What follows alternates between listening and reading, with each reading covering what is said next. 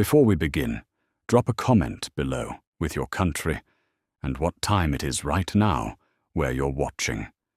Whether it's sunrise in Nairobi, midnight in New York, afternoon in Canada, or evening in France, I want to know.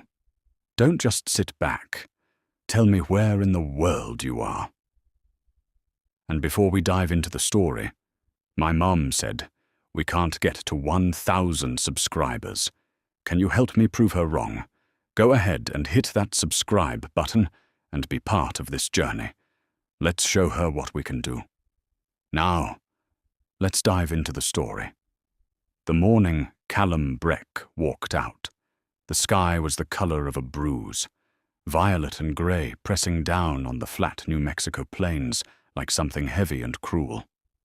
Elara Breck stood on the porch of their small wooden house outside the town of Duskvale, her bare feet on the cold boards, her arms wrapped around herself.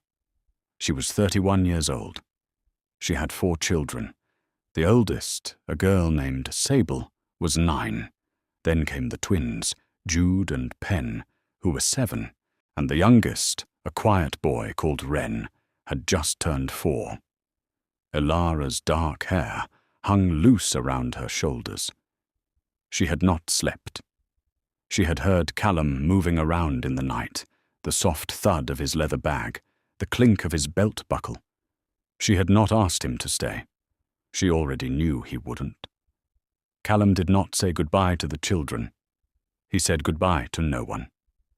He walked through the front door with his bag over one shoulder, his boots heavy on the earth path, and he didn't look back. Not once. Elara watched him until the dust swallowed him whole and the road was empty as a dried riverbed. Her chest felt like it had been hollowed out with a rusted spoon. 4 years ago, she had believed he was her whole world. 2 years ago, she had begun to understand she was only ever a part of his. And now, standing in the cold morning air with the smell of last night's cornmeal still in the house, she accepted the truth that had been circling her for a long time. He was gone. He was not coming back, and she was completely alone. Inside the house, Sable was already awake. She stood at the bedroom doorway, watching her mother's back through the screen door. She was a serious girl with her father's dark eyes and her mother's sharp jaw. She had heard everything. She always heard everything.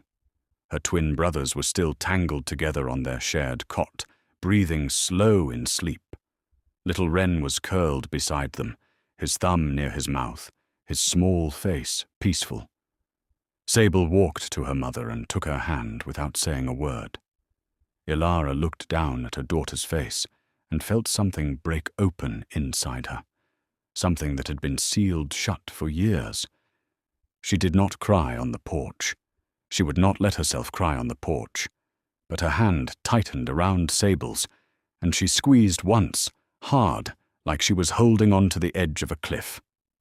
By noon, the town of Duskvale already knew. Word traveled fast in small places. The woman at the dry goods store gave Elara a long, slow look when she came in for flour that afternoon, the kind of look that was equal parts pity and satisfaction. Old men at the feed store talked in low voices. A neighbor named Cressida Holt stopped by the house that evening with a basket of corn and a face full of false sympathy. I always wondered about that man, Cressida said, setting the basket on the table like she was doing God's work. Always seemed restless to me.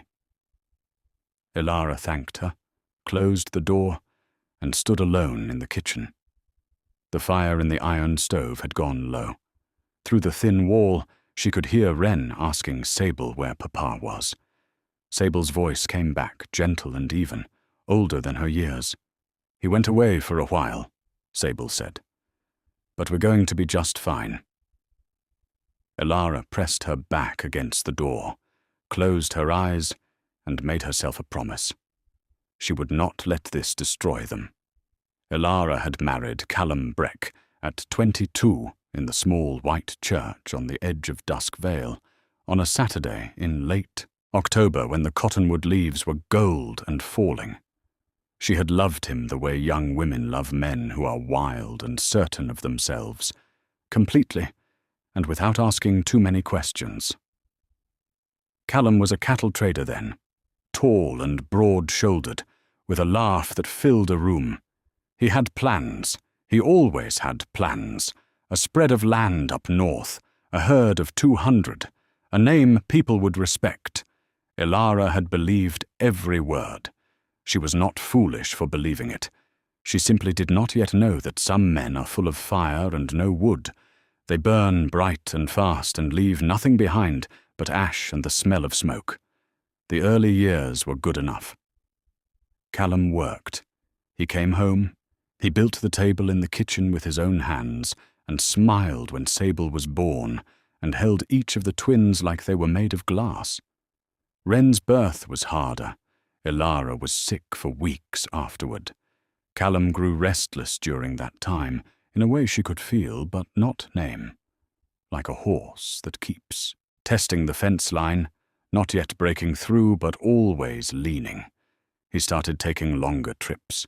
He started coming home quieter. He started looking at the flat horizon around Dusk Vale like it was a cage he hadn't agreed to. Ilara cooked and nursed and planted and mended and told herself it was a season. Every marriage had seasons. This one was just long. What Callum left behind was less than she expected, and more than she feared. The house was theirs, built on land his father had deeded them, so it could not be taken. There was a small vegetable garden at the back, 2 hens and a rooster, a mule named Boone, and a jar on the kitchen shelf with $14.60 inside it. There was a root cellar with enough dried beans and salt pork to last through winter if she was careful. That was everything. No savings, no credit at the bank, no family close enough to call on easily.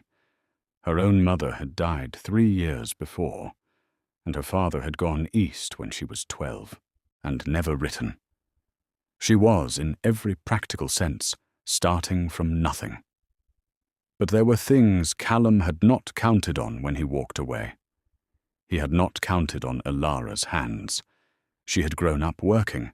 Her mother had been a seamstress, and by the time Ilara was 10, she could hem a skirt and set a sleeve as clean as any woman in the county. She had let that skill lie mostly dormant during the marriage, tending the house and children instead. But now, the night after Callum left, she sat at the kitchen table after the children were asleep and looked at her hands in the lamplight. They were rough. They were capable. They were hers. She pulled out her mother's old sewing box from the trunk at the foot of the bed and set it on the table beside the lamp and opened it slowly, like opening something sacred. The next morning, Ilara put on her cleanest dress, combed her hair, braided it back, and walked the mile into Dusk Vale with Sable beside her and the 3 younger ones in the wagon. She went to the dressmaker's shop on the main street, a narrow place owned by a woman named Mrs. Tavian Gorse, who was 70 and sharp-eyed, and had more work than her arthritic fingers could manage. Ilara did not ask for charity. She asked for work.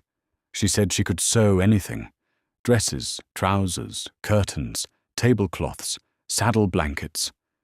Mrs. Gorse looked her up and down for a long moment. Then she said, "Show me." Ilara sat down at the workbench, threaded the needle without being asked, and began to sew a straight seam so fine and even that Mrs. Gorse made a quiet sound in her throat. "Come back tomorrow," the old woman said. Ilara came back every day for the next 7 years. The first winter alone was the hardest. The wind off the mesa came in through the gaps in the house walls, and Ilara stuffed them with rags and old newspaper and taught Sable to do the same. They burned wood slowly and wore their coats inside and ate beans and cornbread 6 nights out of 7. Twins, Jude and Pen, were easy boys in different ways. Jude was loud and physical, always needing to run and climb. Pen was quieter, watchful, the kind of child who noticed things adults missed. Little Wren was simply sweet. He had a way of climbing into Elara's lap at the end of the day and pressing his face against her neck like he was trying to climb back inside safety. She let him. Every night. She needed it as much as he did. Sable became something more than a 9-year-old that winter. She became a partner. She woke before her brothers, stoked the stove, poured the oats, braided her own hair, and got the boys dressed and fed before Elara had to ask. She did not do this with resentment. She did it with a kind of solemn purpose, like she understood what was at stake and had decided to be equal to it. Elara noticed. She watched her daughter move through the morning routines with quiet efficiency and felt a complicated mixture of pride and grief. Pride because Sable was extraordinary, grief because she was 9 and should not have had to be. She told Sable often that she was loved, that none of this was her burden to carry, that she was a child first. Sable would nod politely and go on doing exactly what she was doing. The sewing work at Mrs. Gorse's shop brought in just enough. Not comfort, nothing near comfort, but survival. $2 a week, then 3 as her reputation grew. Women in Dusk Vale began to come specifically asking for Elara's work. She had her mother's eye for fit and her own instinct for small details, an extra inch of lining here, a French seam there, a cuff finished by hand rather than by iron. Word spread to the ranching families in the surrounding hills. By spring, she had more work than she could do at the shop, and began bringing piecework home at night, sewing by lamplight after the children slept, her needle moving fast and sure in the yellow glow while the house breathed quietly around her. Jude started getting into trouble that spring. Fights at school, rocks thrown at windows, a stolen pocket knife that turned up in his coat. Elara sat him down at the kitchen table and did not yell. She asked him what he was feeling. He stared at his hands for a long time. Then he said, very quietly, that some boys at school said his father left because they were not worth staying for. Elara felt the words hit her like a physical thing. She kept her face still. She reached across and covered his hands with hers, and told him that his father's leaving had nothing to do with his worth, that some people were just not strong enough to carry what mattered most. Jude looked up at her with his dark, wet eyes. "Are you strong enough?" he asked. She said yes. She said it without hesitating, and from that moment she made sure she never let them see her doubt it. Pen was different trouble. He had started drawing, everywhere, on the margins of his school books, on scraps of leather he found in the yard, on the inside of his shoes. Strange, detailed drawings of horses and mountains and faces. His teacher, a thin man named Mr. Aldred, sent a note home saying Pen was distracted and not applying himself. Elara read the note twice, turned it over, and wrote on the back, "My son is applying himself. He is applying himself to art. I would appreciate it if you encouraged that rather than punished it." She folded it and sent it back with Pen the next morning. Mr. Aldred never sent another note, and Pen drew on. 3 years passed. The vegetable garden grew. Elara tore out the back fence and doubled its size.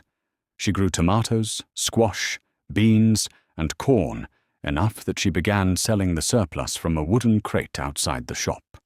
She traded vegetables for eggs, for cloth scraps, for a small amount of credit at the hardware store. She repaired the gaps in the house walls herself with adobe mud she mixed in a bucket, teaching Jude and Pen to carry the heavy clay while she packed it into the cracks.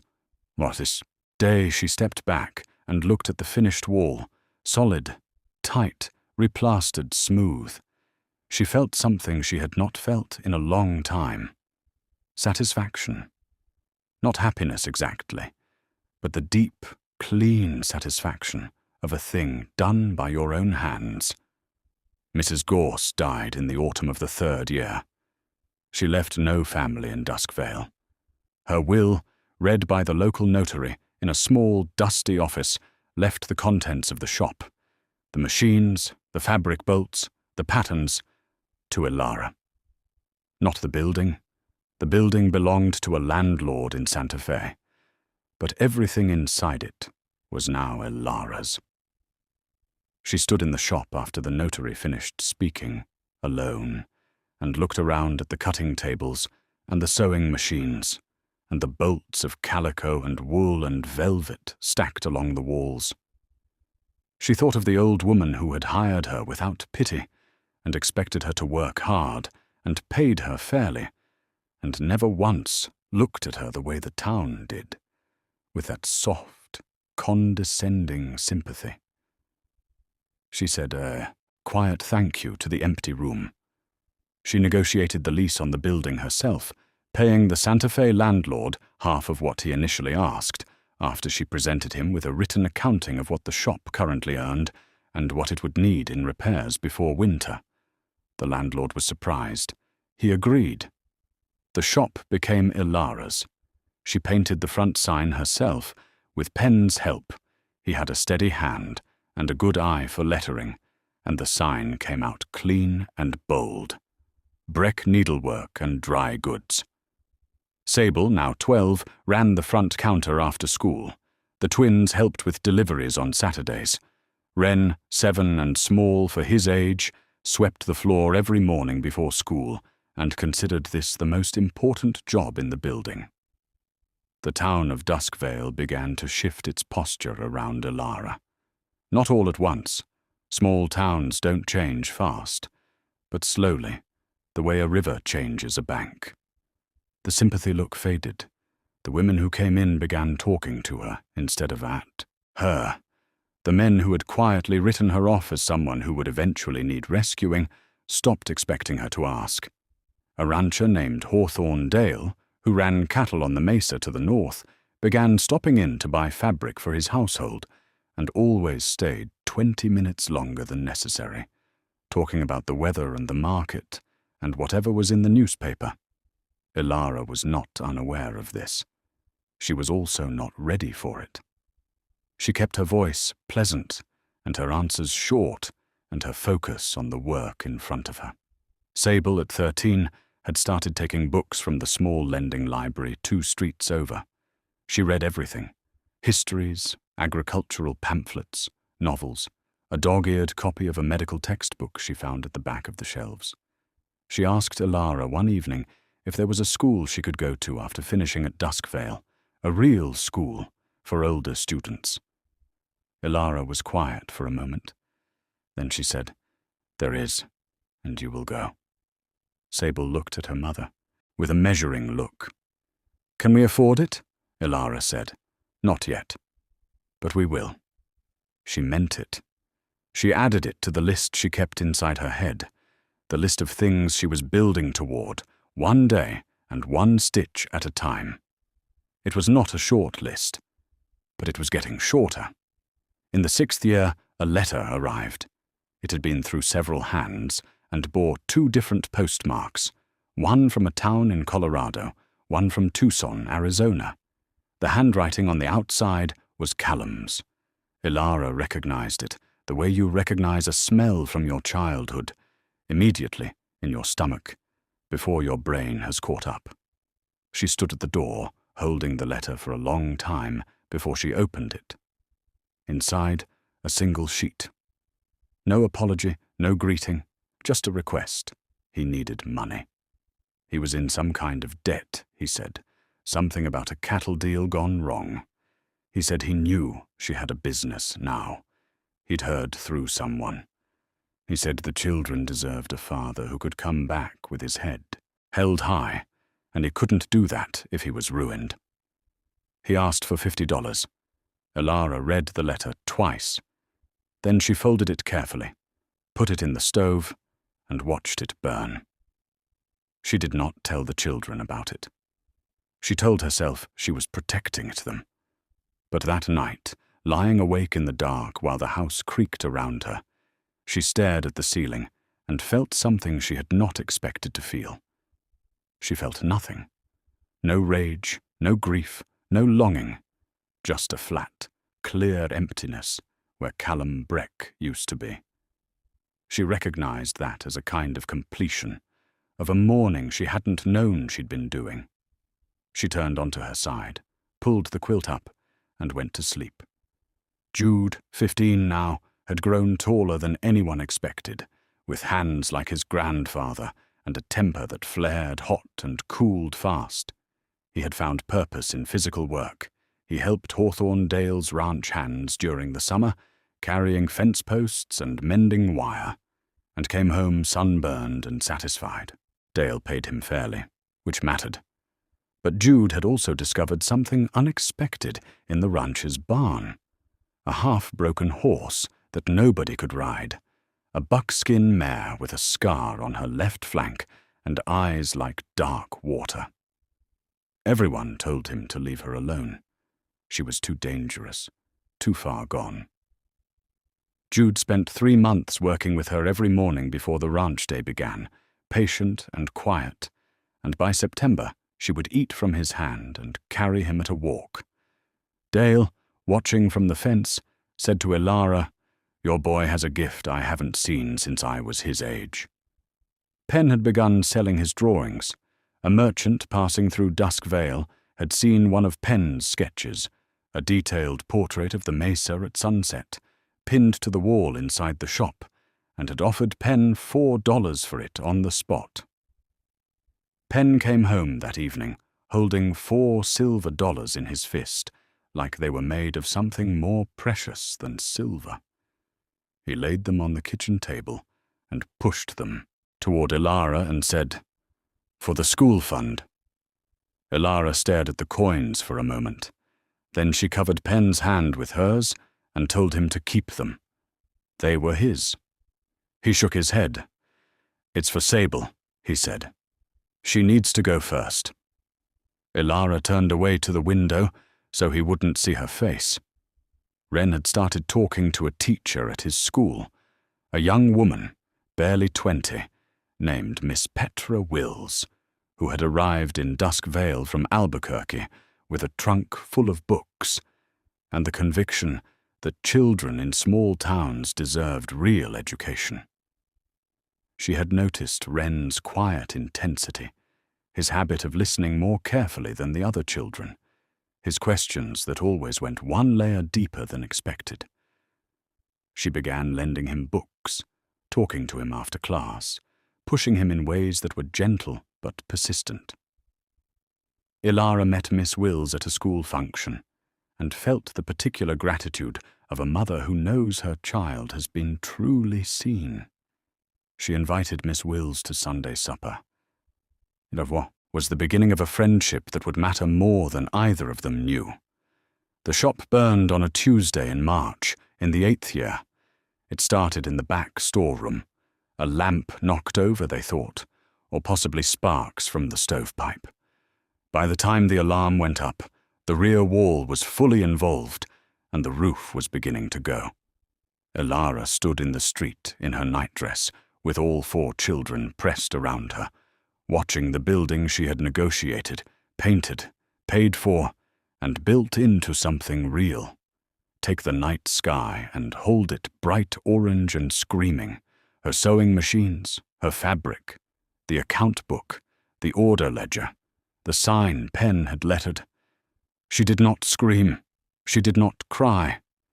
She held Wren against her hip and watched with a face that the people around her found difficult to read. Later, some of them said she looked calm. Others said she looked dangerous. By morning, the front half of the building was intact. The fire had burned itself out before, reaching the sales floor and most of the structural walls were standing. The machines in the back were destroyed, the fabric ruined, the storeroom gone. But the building itself could be rebuilt. This was the assessment of the man from the county, a surveyor named Baxter Pell, who walked through the ruins with Elara at dawn, both of them in boots and heavy coats, stepping around fallen beams and water-soaked ash. "The bones are good," Pell said. Elara nodded. "I know," she said. She had already started making a list in her head. She was good at lists. What happened next became one of the stories people told about Elara Breck for the rest of her life. Within 3 days of the fire, 7 women from the surrounding ranches and farms arrived at the ruined shop with their own sewing machines strapped to their wagons. They set up in the front room, which still had 4 walls and a roof, and began filling the orders Elara had outstanding. Nobody asked her to do this. Nobody organized it. Elara moved among them with her order book. Rescued from the front counter, and directed the work, and made tea from a camp stove in the doorway. And on the 4th day after the fire, she delivered every outstanding order on time. Hawthorne Dale appeared that same week. He came in the evening when the children were inside, and he stood at the edge of the ruined lot and looked at the work already being done, and then looked at Elara. He said he had money set aside, not a fortune, but enough to help rebuild the back storeroom before summer. He said he was not offering it as charity. He was offering it as an investment. He wanted to know if the shop would consider stocking saddle leather and bridle fittings, items the ranch hands always needed and had to ride 15 miles to purchase. Elara looked at him for a long moment. Duskvale's light was fading behind him, and the sky was the deep red of cooling iron. She said yes to the investment. She said yes to the leather and the fittings. She did not say yes to anything else. Dale nodded, shook her hand, and left. Sable, 16 and sharp as a good blade, had been accepted to a school for advanced students in Albuquerque, a school that trained teachers, doctors' assistants, and women in business administration. The acceptance letter arrived the same week as the fire. Elara read it at the kitchen table, alone, the morning after the flames were out, ash still in the air outside. She read it 3 times. Then she sat for a while with her hands flat on the table, feeling the grain of the wood beneath her palms, remembering sitting at this same table 7 years ago with $14.60 and 4 sleeping children, and the terrifying, total freedom of having nothing left to lose. She stood up, smoothed her skirt, went to the front room where Sable was sweeping soot from the floors and said, "You're going." Sable left for Albuquerque in September, 2 months after her 17th birthday, in a dress Elara had made her, navy blue wool with white buttons, the nicest thing either of them had owned. Elara stood at the Duskvale station and watched the train until it was a sound, and then nothing. She had not expected how quiet the house would be without Sable's particular kind of presence. The quiet watchfulness, the competence, the way the girl seemed to press the air around her into something organized. The twins were louder without Sable there to balance them. Wren was a little lost. Elara kept herself moving. Jude turned 18 and took over the full management of Hawthorne Dale's horse operation. Dale had no sons. His daughter had married and gone east.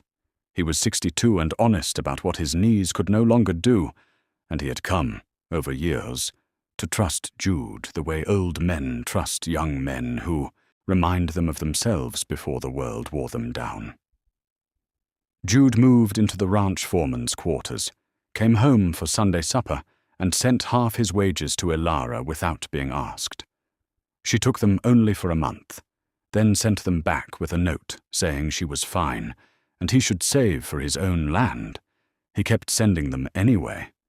They had this argument for years, peacefully, by letter and in person, and it was one of the best arguments either of them ever had. Penn's art had found its audience. A gallery in Santa Fe, a small, serious place run by a man named Orrin Vance, had written to Penn after seeing 3 of his pieces displayed in a Dusk Vale merchant's window. Vance thought Penn had something rare, he wrote, a Western eye that was neither romantic nor cynical, that saw the land as it actually was, rather than as people wanted it to be.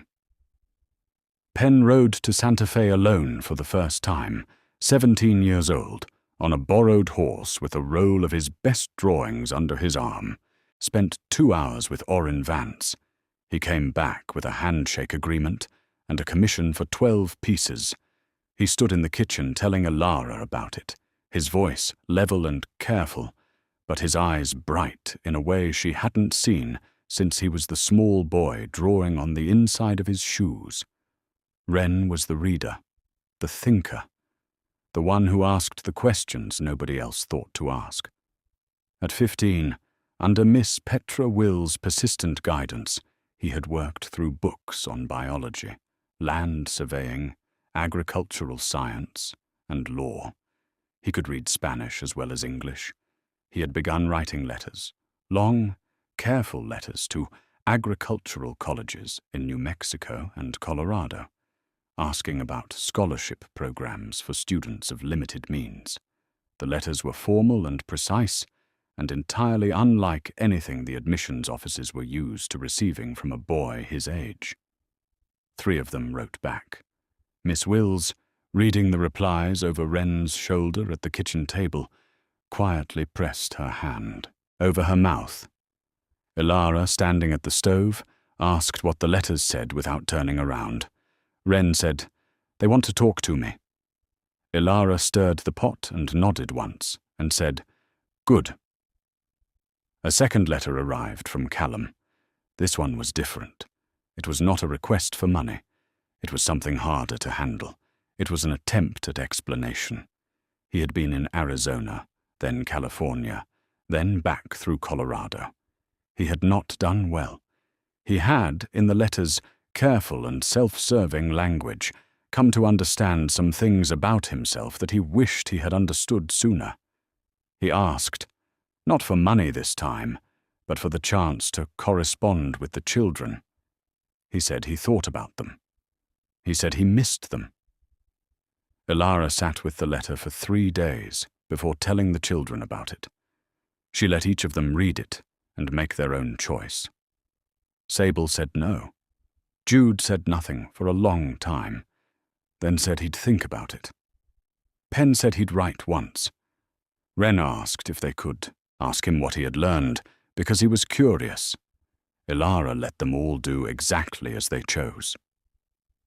In the 12th year, Elara paid off the building loan entirely. She sat across from the bank manager, a man named Fickle, who had once told her, in the 2nd year after Callum left, that he wasn't certain her business was a sound investment for the bank. She handed him the final payment in exact bills, counted and clipped, and watched him mark the ledger paid in full. He said, with the blunt cheerfulness of a man who has forgotten he was ever unkind, that she had done remarkably well. She said thank you. She took her receipt. She walked out into the bright Dusk Vale street and stood in the sun for a moment with her eyes closed, feeling it on her face, and thought about the woman who had stood on her porch 12 years ago, watching a man walk away and wondering if she would survive it. She had more than survived. She had built something. Sable had completed her schooling and was working in Albuquerque as an administrator at a medical clinic, the only woman in the building doing the work of 4 people at the salary of 1. She was fighting for a change in that, calmly and strategically, with the same quiet purposefulness she had shown at 9 years old, stoking the stove before anyone else was awake. She wrote home every week, long letters full of detail, what she was learning, what she was fighting, what the city looked like at dusk when the mountains went purple behind it. Elara kept every letter in a cedar box under the bed. Jude had bought land, a small parcel to the east of Dale's ranch, 6 acres with a seasonal creek and a stand of cottonwoods. He had saved for 5 years without telling anyone, and when he told Elara over Sunday supper, he produced the deed from his coat pocket and laid it on the table as quietly as if it were a napkin. Elara looked at the paper, then at her son, his broad hands, his father's jawline, his own steady eyes. She thought of the boy who had come home from school with a stolen pocket knife and wet eyes, asking if he was worth staying for. She thought of what she had told him. "I am," she had said. She had been right. Jude was proof of it, sitting across the table with 6 acres to his name and a horse that had taught him patience. Penn's work was in 3 galleries by now, Santa Fe, Albuquerque, and one in Denver that Orrin Vance had arranged through contacts. He painted the land around Duskvale more than anything else. The mesa, the flat light, the way dust moved in the late afternoon, the silence you could almost hear. Critics wrote about his work in ways that surprised him.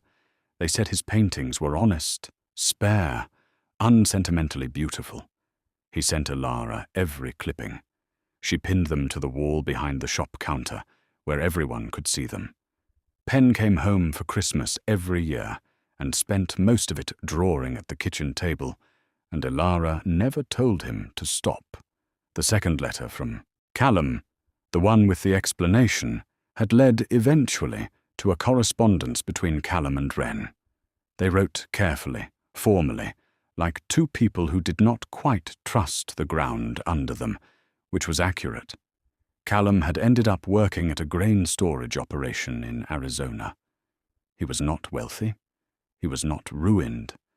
He was somewhere in between, alive, older, with the particular humility of a man who has run from everything he loved and been left with nothing but time to think about it. Wren was 18 now, careful and curious and deep-rooted in ways Callum would never be. He wrote to his father about plants and land and science and the questions he was trying to answer.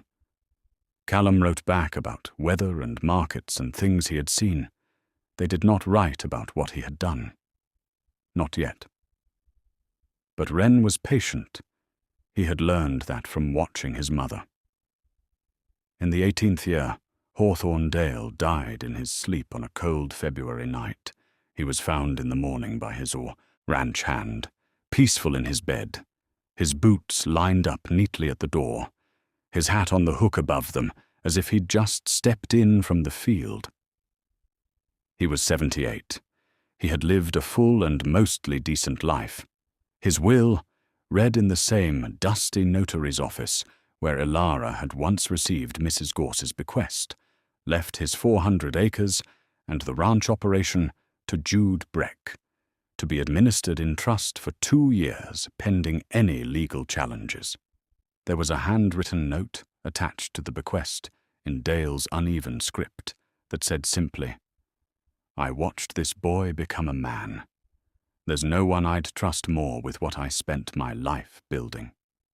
The legal challenge came from Dale's distant nephew, a man named Aldous Cray, who arrived from Denver 3 weeks after the funeral, in a suit that cost more than Elara made in a month, and with a lawyer at his side who had the smooth, satisfied manner of someone accustomed to winning.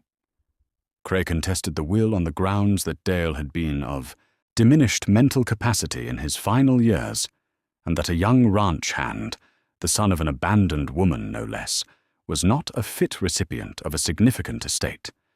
He said this last part at the notary's office, in front of Jude and Elara, without lowering his voice. Jude did not move.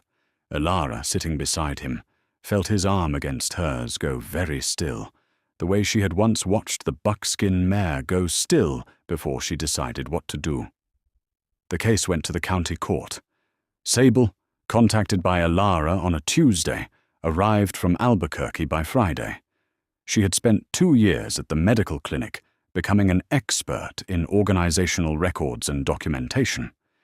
She spent the weekend at the ranch going through every paper in Dale's office, every letter, ledger, contract, and note he had written in the last 5 years of his life. She presented this to the judge on Monday morning, a comprehensive, chronological record of Dale's mental sharpness, his ongoing business decisions, his clear intent. The judge read through it with the careful attention of a man who knows when work has been properly done. Cray's lawyer filed a motion for postponement. The judge denied it. The will stood. Jude Breck owned 400 acres of New Mexico land. Penn was in Denver when the verdict came through, preparing for the opening of a major showing of his work at a gallery on the main thoroughfare. He received the telegram from Elara, 2 words, Jude won, and stood in the middle of his hotel room reading it 4 times.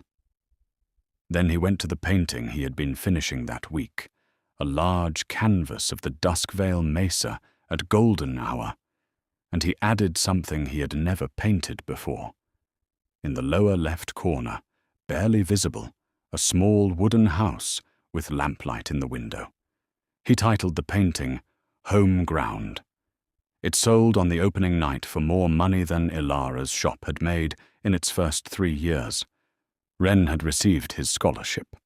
The letter from the New Mexico College of Agriculture arrived on the same day as the court verdict, and Elara held both pieces of paper, one in each hand, standing at the kitchen table in the quiet of the late afternoon, the sun coming through the window at a low angle and laying gold across the floor. She had started as a woman alone, with $14.60 and 4 children, and the terrifying silence of a man's absence. And now, 2 decades later, she was standing in a house she owned, with a shop she had built, with 4 people in the world who had become, everything she had promised them they would be, in the grip of a 9-year-old girl's hand, on a cold porch at dawn. She stood very still for a long time.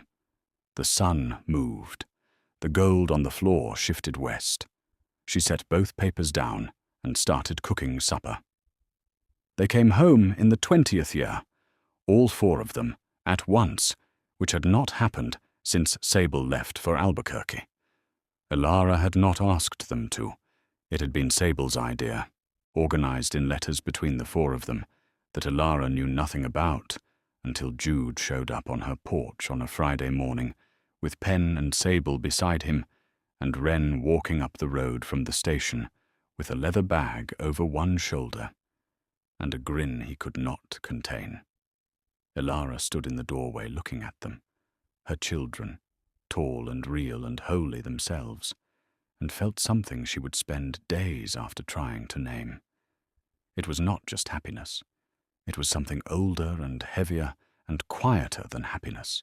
It was proof. It was completion. It was the full weight of 20 years arriving all at once. Jude brought her a deed of his own making, a gift document prepared with a lawyer's help that added her name to the ranch title as a joint owner. He said it was her work and her belief that had made it possible.